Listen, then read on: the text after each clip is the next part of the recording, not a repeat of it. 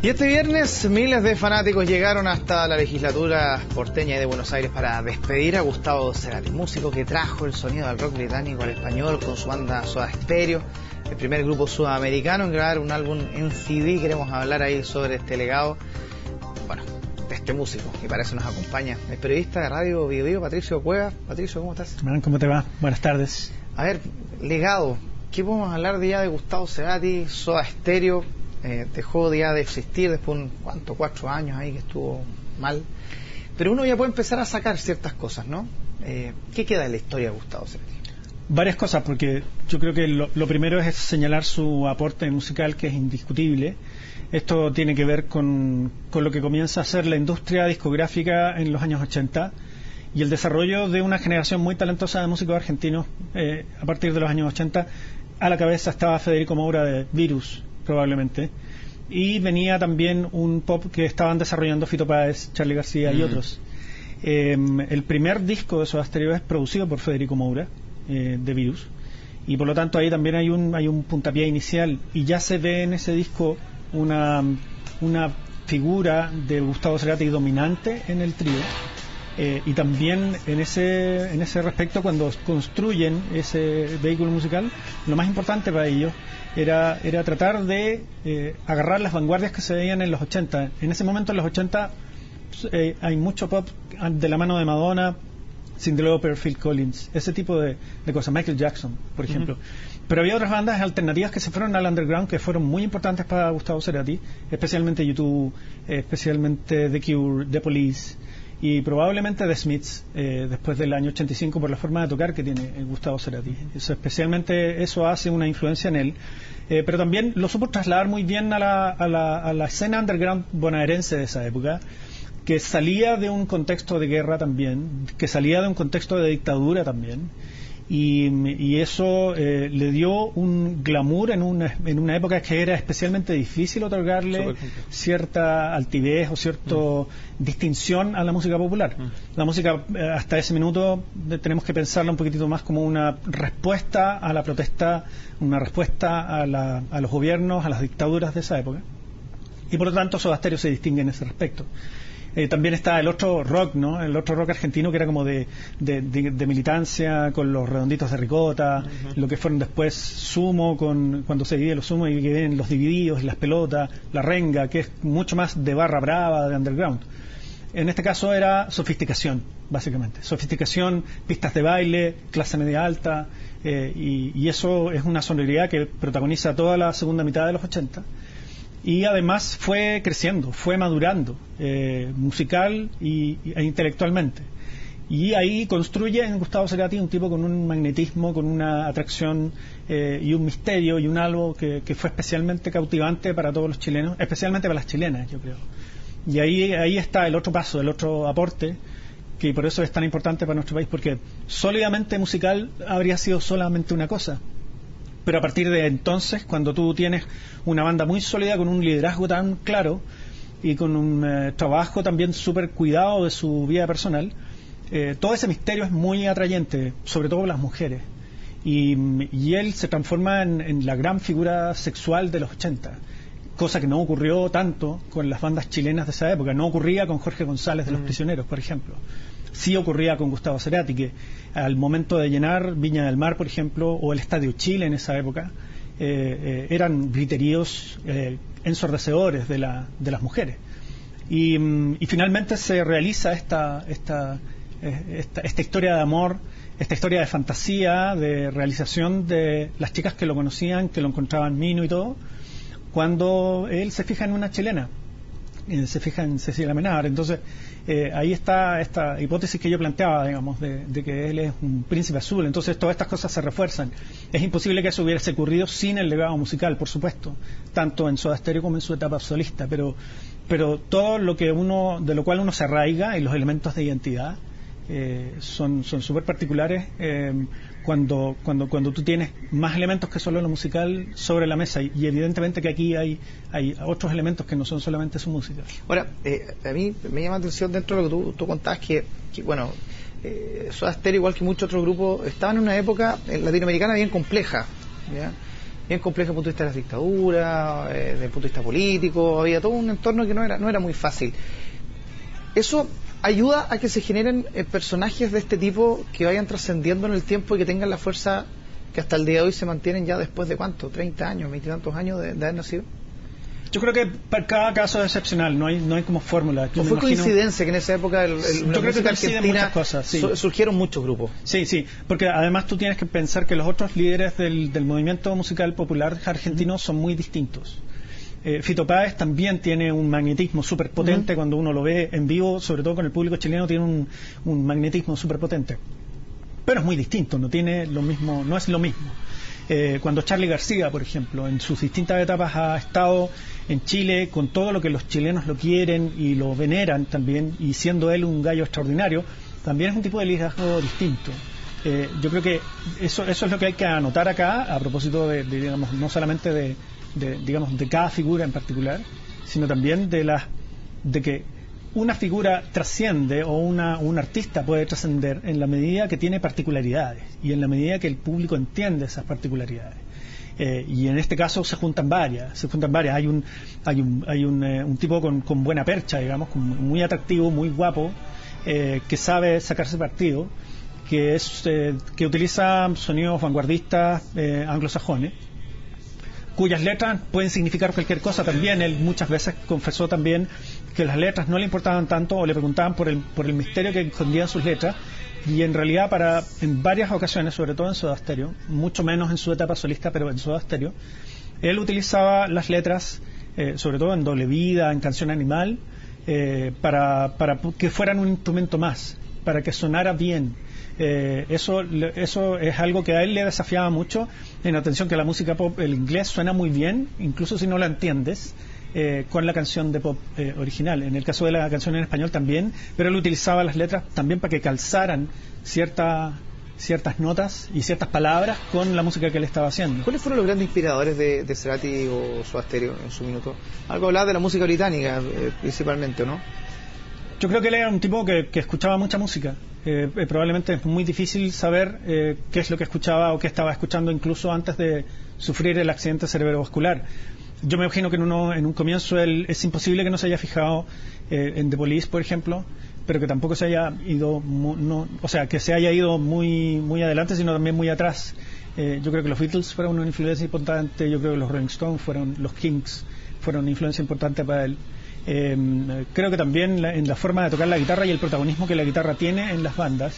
Me imagino que él debe haber escuchado a Frank Zappa o a Led Zeppelin también, y creo que debe haber sido un conocedor profundo de toda esa música. ¿Y sabes por qué te lo pregunto? Porque uno dice, bueno, Soda Stereo, su música, sus notas, ¿qué grupos de hoy tienen algo de eso de Soda Stereo?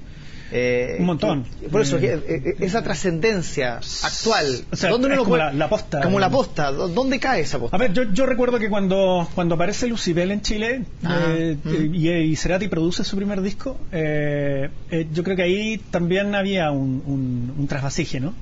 Y mucha gente de Lucibel en la primera época, yo recuerdo que se decía, oye, mira, se parecen mucho a Soda Stereo.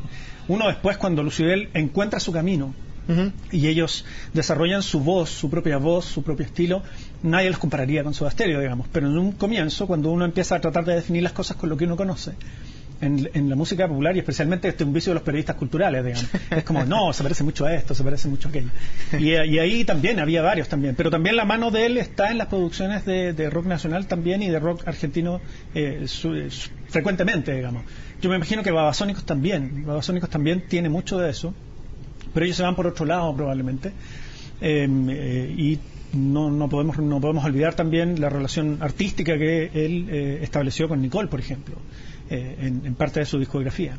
Nicole es distinta porque Nicole hace lo que ciertos artistas hacen, de decir, tengo que hacer un disco, yo compongo canciones, pero necesito de las voces que están actualmente haciendo música, y ella define así cada paso que da artísticamente, lo que la hace extraordinaria.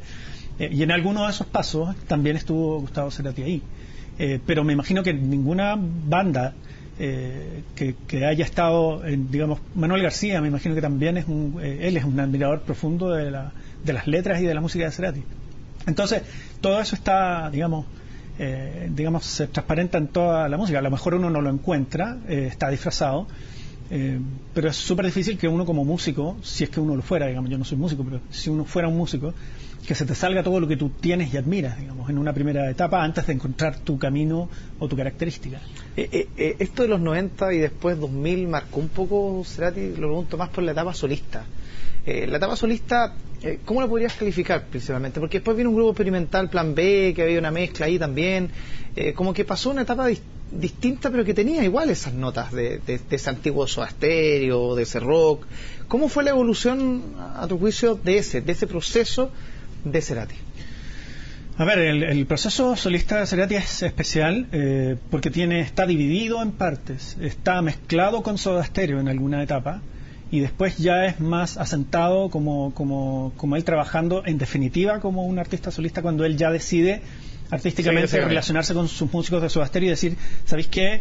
Una vez cada 3 años tenemos que reunirnos y tocar.